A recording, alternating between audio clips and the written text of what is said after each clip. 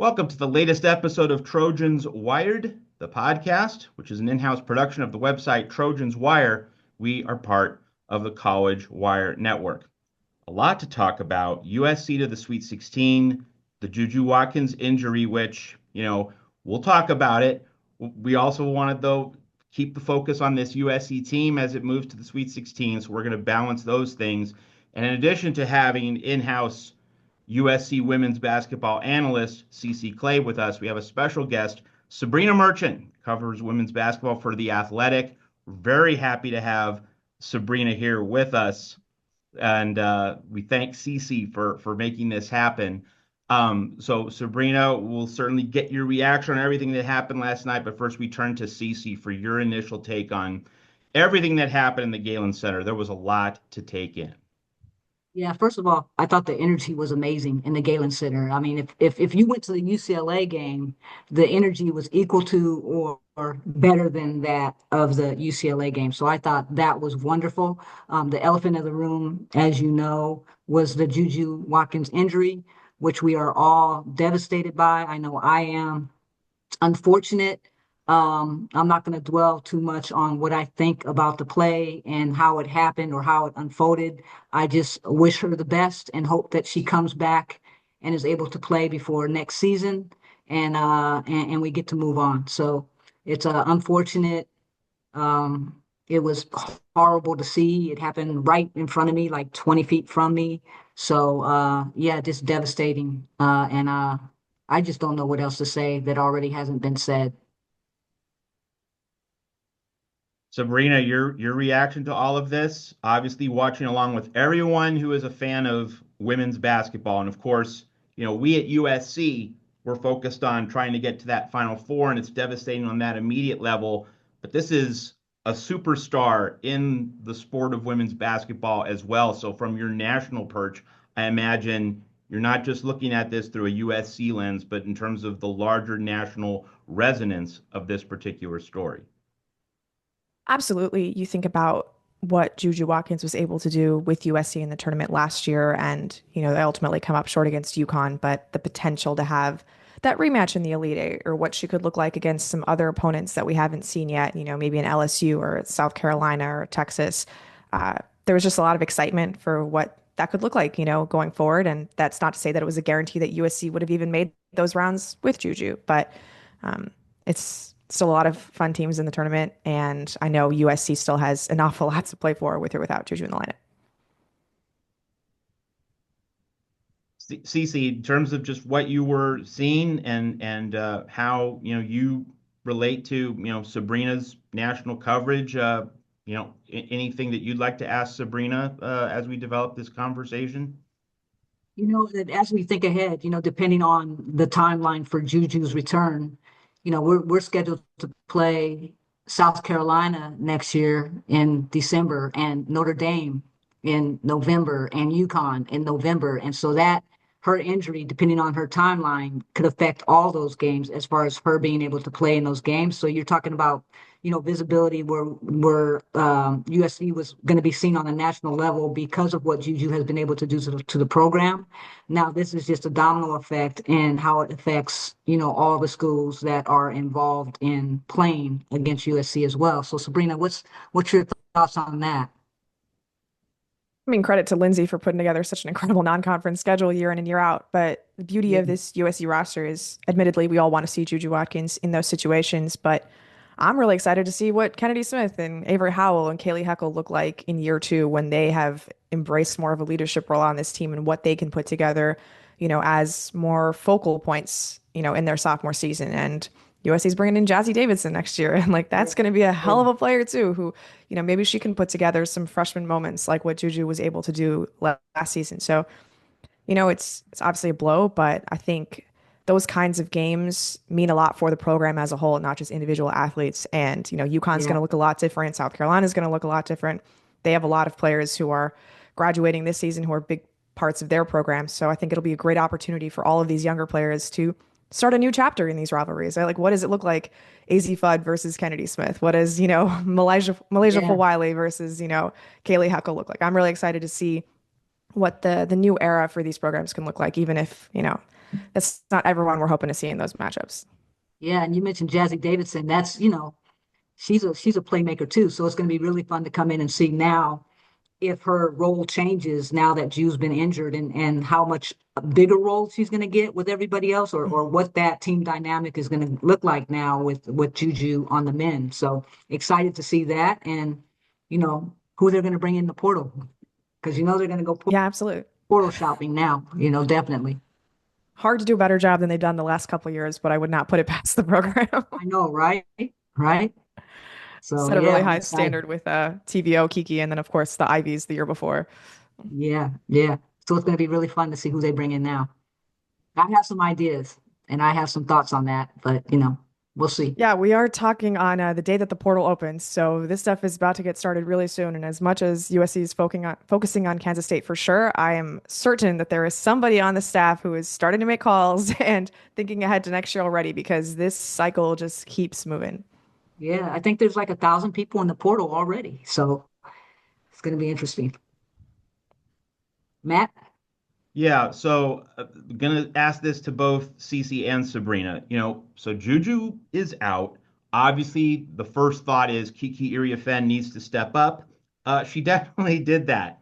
But what I'm really interested in is how much do you think Lindsey Gottlieb created a line of attack or a tactical setup that put Kiki in a position to succeed, and how much of this is just Kiki exercising senior leadership, maturity, poise.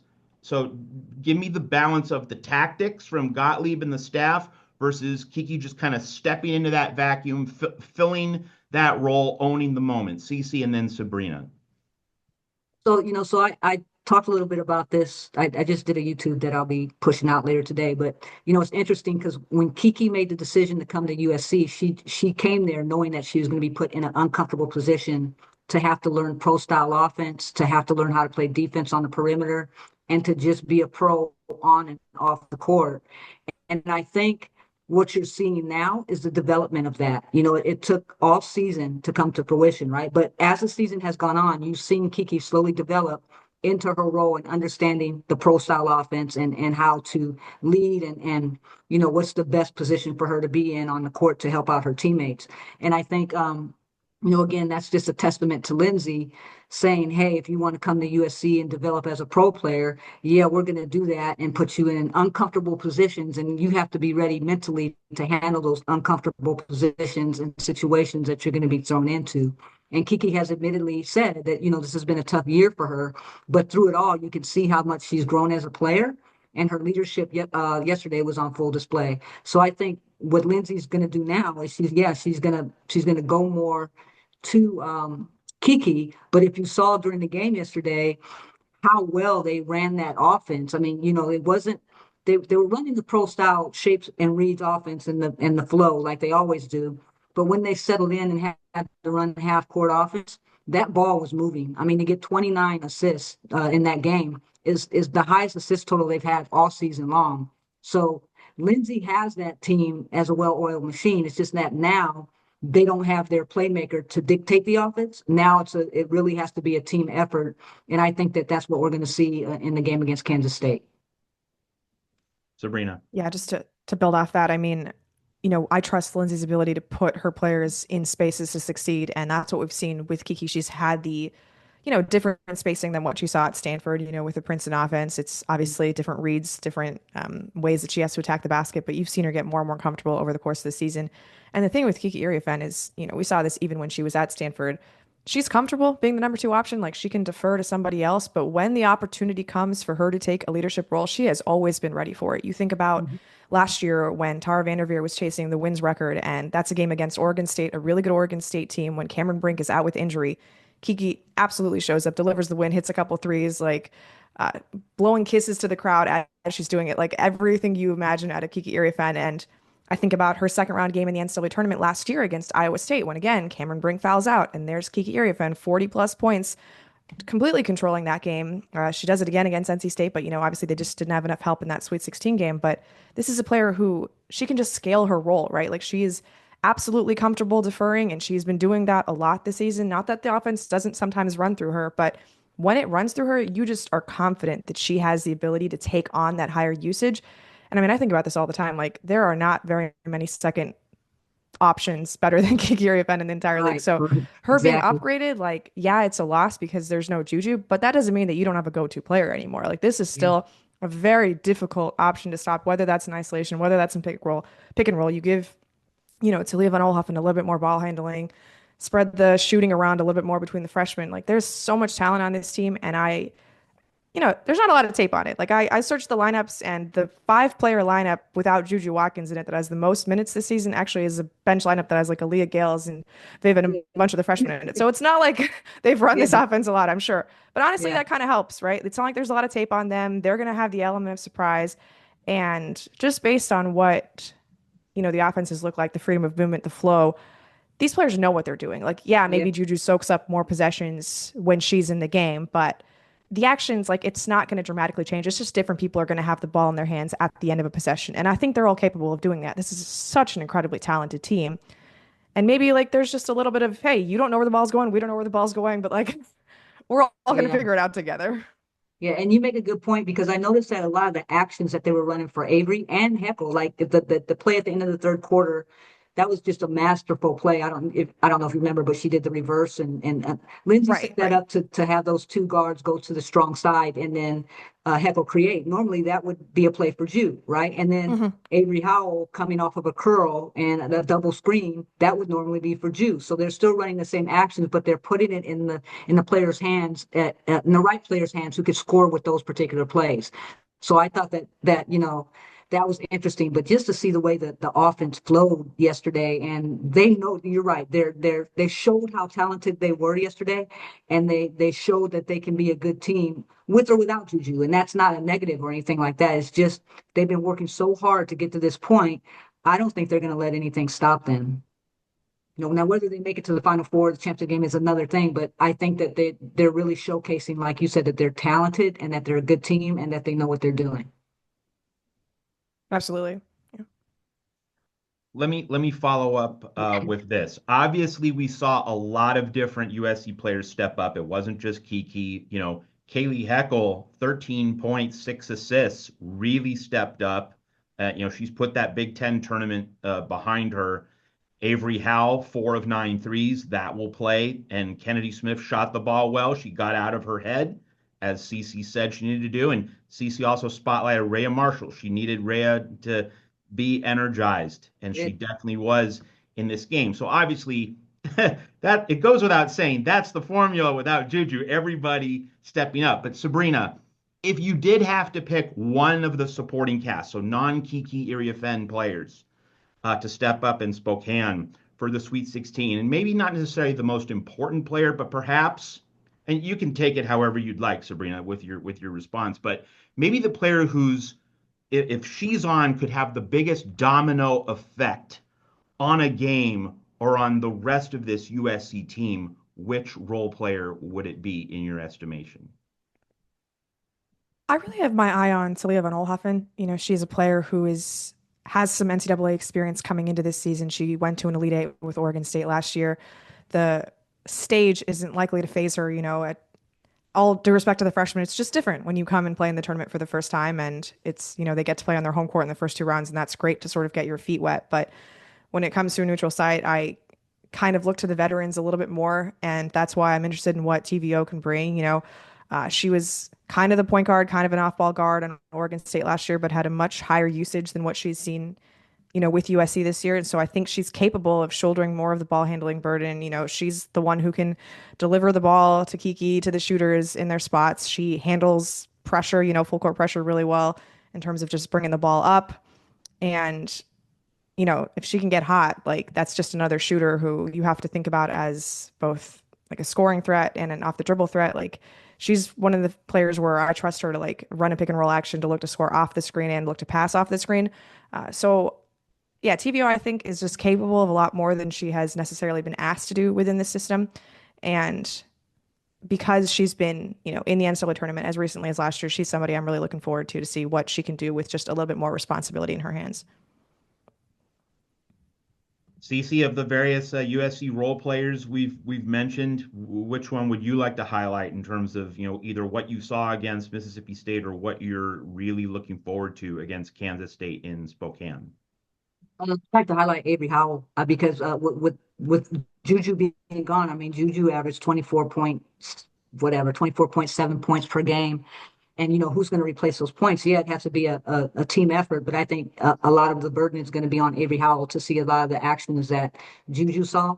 And so she needs to be able to hit her shots on the 3-point line, and she needs to be a little bit more aggressive on defense. So I'm looking forward to seeing what Avery Howell can do, and how much more of her usage is going to be used during these games, and what positions and what actions she's going to be placed in to bring more of her offensive strengths to the team.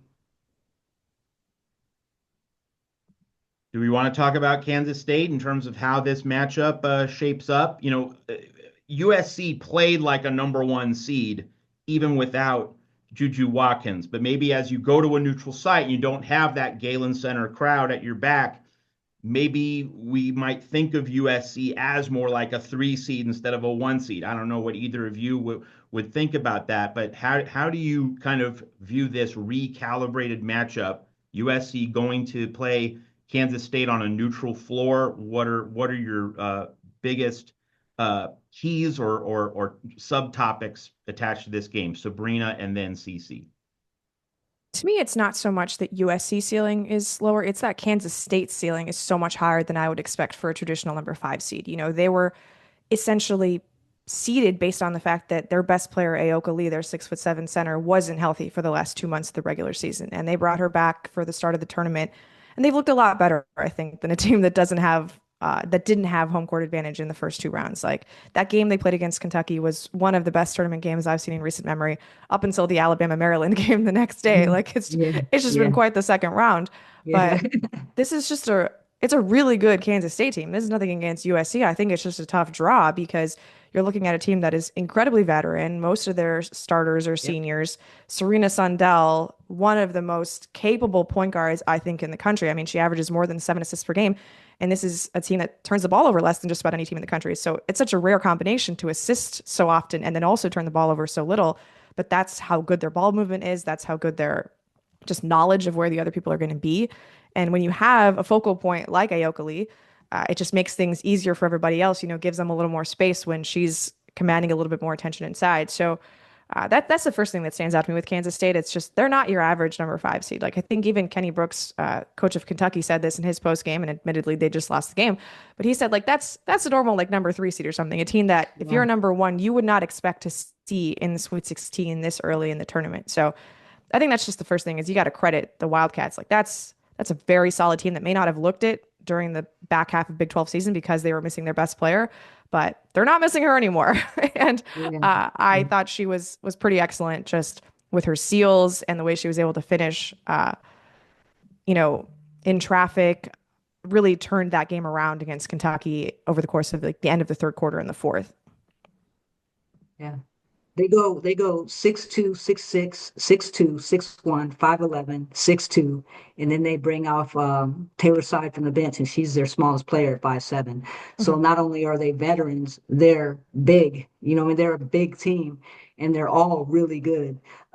They are underseeded, so that's going to be interesting to see, and they are veteran. And then they have something to play for now, too, as their coach announced he's retiring at the end of the season. So that's another thing that's going to want to make Kansas State play. So it's going to be interesting to see what we do defensively against them. If Clarice is going to be a big, point in this game, like she is playing against Lauren Betts, how much time is Aoka Lee going to have on the floor? I think she's only averaging 20 minutes right now. And so she's still not 100% as far as I'm concerned. So that's going to be interesting. But you're right. This team is so good and they're so sound and they're all veterans. And so it's going to be. But the other question is, have they played against a defense like USC's? So they haven't. So that's the other thing. A lot of teams, won't come in or won't give USC the respect they deserve defensively, as we saw Mississippi State found out yesterday how good USC is defensively. So that's the other thing. We're going to have to win these games by playing the best defense that we are known for. And if we have any slippage, it's going to be hard for us to win, especially without Juju. Yeah, I think That's that my take. defensive point is so good because I think about an early season game they had against Duke, who really pressures the ball full court and is very aggressive at the point of attack. And they struggled a lot in that game. It was the first loss of the season. Yeah. So if, I think about the strengths that the Trojans have, and to me, it's that mad dog press, right? Like their defense, I understand Juju's an excellent defender, finalist for National Player of the Year defensively, but they have so much defensive talent, I think, especially with that system. So that to me is like the key here. Who's going to win the turnover battle? Because if you can speed Kansas State up, if you can get them a little off kilter just in terms of running their offense, because they're so methodical and disciplined with the way they usually conduct Yeah. themselves in the half court, if you can just make this more of a transition game, I think that's really USC's key to success. Yeah. Who's going to control the pace, right? If USC can Mhm. control the pace, just like you said, then we have a good shot. If Kansas State comes in and they control the pace and they're able to get around our defensive actions, uh, Kansas State has a good chance of winning. So it's going to be fun.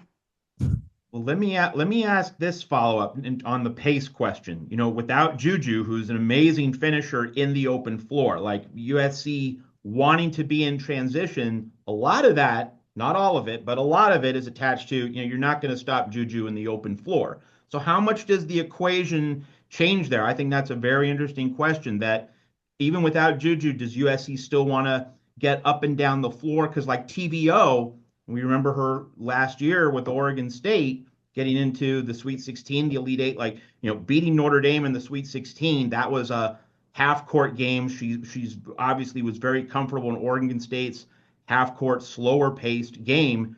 If TVO is running the show, how much does tempo and the need for it change from a USC perspective? Does it change much, or is that kind of irrelevant? And USC wants to get out in transition no matter what. Sabreena first, then Thank Cece. you. Oh, okay. I just think for the majority of the players on this team, especially the younger ones, they are so comfortable in that fast-paced system. And admittedly, Juju is the one who is often just a one-woman fast break. But I think you can get a lot of outlets. Like that's not usually what their number one outcome is, just because Juju's so fast, like getting down the court herself. But like you think about Malia Samuels, Kennedy Smith causes a turnover at the top of the arc. Like somebody can just leak out, and then you've got one of them just throwing an outlet to them. I think just in general, offense in transition is so much more effective than offense in the half court. And it always seems like even when Juju is playing, that there is an adjustment period with the offense. Like they trying to get themselves going, and it's the press that gets them going. So I think that's going to hold up regardless of who's on the court. Uh, just because like the Kansas State defense, like Cece mentioned, they kind of negate like what USC has in terms of a size advantage, right? So you want to make sure that you use your speed, and I think that's where USC can really exploit them. Yeah, I think the other thing that's going to be interesting to see is K9's play, Kaylee Heckle's play, because you know in the post game press conference, the one thing that Lindsay said was, with K9's development, she's now learning how to read that second layer of defense, and that was Mhm. the one thing that she needed to grow on. Is she can always get past the first, but she needs to learn how to read the second half of the defense or the second actions of the defense. So, with her coming in and being able to run that fast break, is she going to be able to control her speed enough to understand that second layer defense, or know when to get out on that press break and throw ahead or take the ball herself or and play make or whatever the case may be? So I think in this next game, she's going to be really, really important in the speed and pace of our game and how she controls herself as a playmaker and a point guard for this team when she's on the floor. Let's talk about the coaching element of USC versus Kansas State in the Sweet 16. And so Lindsey Gottlieb and Cece and I talked about this, Sabreena, on previous podcasts, that we're going to see something different. We're going to see some wrinkles because, of course, you get 2 weeks off between conference tournament and the NCAA tournament, and like, everybody's been blitzing Juju. And now here we have this big plot twist. Teams aren't going to be doubling Juju. There's no Juju to double anymore.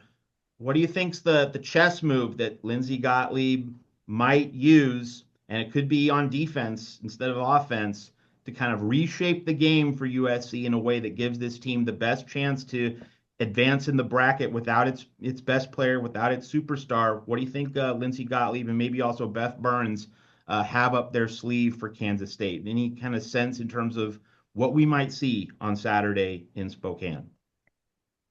I'm more interested in what sort of wrinkles she dials up defensively.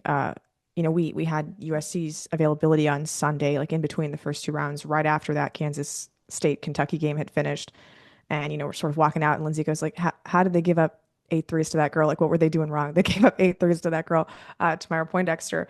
And I think that's just number one item on their list is like, how are we going to take away the three ball? Because you think about USC's defense and it's the paint defense that really stands out, right? Like Rhea Marshall blocking the shots, just the pressure containing drives, all of those bodies meeting you at the rim when you eventually get to the basket. And Kansas State, other than Ayoka Lee, not a team that likes to score in the paint all that often. So Yeah. I think the wrinkles to me are just like, how is she going to make sure that they can contain the paint while also not getting spread out, right? Like, as Kansas State is a team that is going to make you rotate, like they're going to reverse the ball, swing it from side to side. And I think that to me is really where her, thinking cap's going to have to come on because you just don't see teams like this that, are so capable and adept at moving the ball and getting high quality 3-point looks over and over again, especially when you think about just the way USC likes to defend with sinking in and really making sure that they own the paint there. So, like Cece said earlier, I feel like offensively, I wouldn't expect them to complicate it too much. Like, that's just not Lindsay's style. It's, she likes to put her players in position to make decisions, and maybe they'll like run off the same actions that they did with Juju, just different players in those spots. But I think defensively is where they're going to get creative and just throw some junk at Kansas State and really make them think about what they're supposed to do because, they've just got to make them uncomfortable, right? Yeah, and I think you're absolutely right because the one Achilles heel of USC all year has been their perimeter defense, or the dribble drive defense. So I think that, are they going to switch or are they going to stay with their person? Because they're good for switching. They switch on defense all the time with dribble drives. So when they're passing the ball, when Kansas State is passing the ball, what are they going to do? Are they going to maybe play a matchup zone to stop them from shooting that three ball? And USC is not known for that either. So you're right. What kind of jump defense are they going to throw out there? But as far as offensively, I think Kansas State is going to double Kiki. But, Kiki's used to getting doubled now anyway. That's why it's going to be really important for K9 and Avery and Kennedy to hit their shots. They're going to have to hit their shots, especially if they're doubling on Kiki. And Rhea, once again, she can't be afraid to take that shot at the free throw line if they leave her open. That's my thoughts. All right, Matt's just enjoying listening to us. I am. Sabreena. Very much so. Now, Sabreena, obviously we brought you on here primarily to talk about USC because that's the item of interest for our audience. But you cover women's basketball on a much larger scale. Since we have you on, we want to give our guests a chance to promote their work. Tell us what you have planned in terms of your coverage at The Athletic and some of the other big stories that you're following with interest as we head to the Sweet 16. Yeah, so as you mentioned, I cover women's basketball at The Athletics. All of my writing is at theathletic.com, and we recently sort of revamped our women's basketball podcast. It's called No Off Season, and we're publishing twice a week, potentially a little bit more over these next 2 weeks, as the tournament really heats up. So wherever you get your podcasts, I think it's one of the very best women's basketball shows out there. So I can't recommend that one enough. I can second that. It is. Just as far as, stories that I'm looking forward to, I just have a soft spot for seniors sort of on their last ride. So looking at how Paige Beckers finishes out her college career, looking at how the Notre Dame, trio there of Sonia Citron, Olivia Miles, and Maddie Westbeld, sends themselves out. And just lots of other things that are going to come up over the course of these next 2 weeks. Can't tease all of them because you never know what actually gets to print, but a lot of good stuff at theathletic.com from myself and all of my colleagues. All right, so Cece, we promoted Sabreena. Now we get to promote you. Tell us what you have going on at your Substack, your YouTube channel, all the other things that you're doing during this very busy time of year. Be doing some writing on Substack regarding their final 16 or their Sweet 16 push. So look for that in the next couple days. I just finished my YouTube video for Mississippi State versus USC recap, where I do some film breakdown and go over stats and analytics. So be sure to watch that. I'll be sending that out today. And that's about it. I'll be covering the Sweet 16, but I'll be covering it from home. I will not be flying out there just to keep my health in order. But I'll be following everything digitally, and NCAA is hooking us up with all the stuff that we need to be able to push the post-game press conferences out there and so on and so forth. So look forward to that. Any last questions or items for Sabreena before we go? No, Sabreena and I met. I mean, I accidentally bumped into her because of her voice. She has a very distinct voice, and she was at the post-game press conference, and she said, and she was talking, and I was like, "Are you Sabreena from The Athletic?" And she's like, "Yeah." And so then I got the nerve up to ask her if she wanted to be on the podcast, and we exchanged numbers. So I really do appreciate it. I'm humbled by that. I really enjoy your work, and I enjoy The Athletic. So I appreciate you coming on this podcast, which we're trying to grow, and the YouTube channel dedicated to USC women's basketball, which we're trying to grow, which is growing extremely fast. So I really appreciate you, Sabreena, coming on the show. And I hope you do so more often. Yeah, thank you for having me. I love talking hoops with you, so this is great, and we can definitely do it again. Awesome. Appreciate it. All right, Sabreena Merchant of The Athletic, thank you so much for joining us here on the Trojans Wired podcast. Myself and Cece, we will be doing a standalone Kansas State preview show later this week, but do follow Sabreena Merchant's work at The Athletic and her podcast, a must follow for anyone who enjoys women's basketball. And this next month with Sweet 16, Women's Final Four in Tampa, and right around the corner, WNBA Draft, you want to be following Sabreena Merchant's coverage. That's all for this episode. Wait. One more thing. Podcast. But before we go, wait. Yeah. Before we go, Sabreena, do you have a Twitter account? I'm only on Blue Sky these days, but my Okay. handle is Sabreena JM. Sabreena JM. Okay. And for those of you that know, I'm my thoughts 0530 on X. Okay. That's it, Matt. Had to get that out there. Absolutely. Very much worth doing. Sabreena Merchant, thanks for joining us on this episode of the Trojans Wired podcast. We will see you next time.